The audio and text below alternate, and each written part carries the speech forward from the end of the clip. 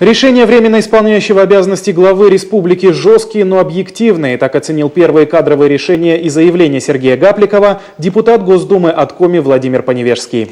На традиционной встрече с журналистами народный избранник отчитался о своей работе в Москве, сообщил о законодательной деятельности в парламенте страны и ответил на вопросы. Евгений Ракин продолжит.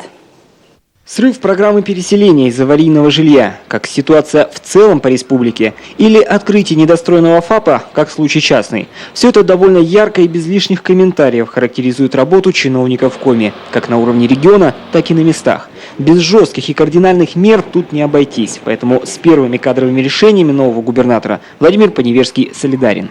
Та расхлябанность, которая есть у чиновников, она должна уйти. И я считаю, что тот, кто сможет работать с временно исполняющим главой, кто сможет соответствовать тем требованиям, которые он предъявляет, те будут работать дальше.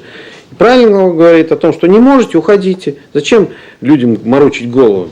Требовать нужно из представителей республики на федеральном уровне. В этом Поневежский с главой Коми тоже согласен. Сам депутат уже получил наказ от Сергея Гапликова защищать интересы региона при рассмотрении бюджета страны. Поручено мне, затем председателю правительства и представителю главы при президенте Российской Федерации Апариной Лилии Олеговне каждый день сегодня отслеживать прохождение бюджета, ставить его в известность тут же, и он будет, так сказать, координировать нашу работу по поводу отстаивания именно, чтобы вы понимали, отстаивания именно задач региона при рассмотрении бюджета.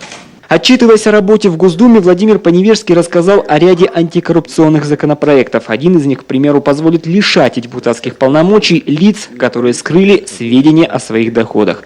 Евгений Ракин, Олег Костромин, телеканал Юрган, Сыктывкар.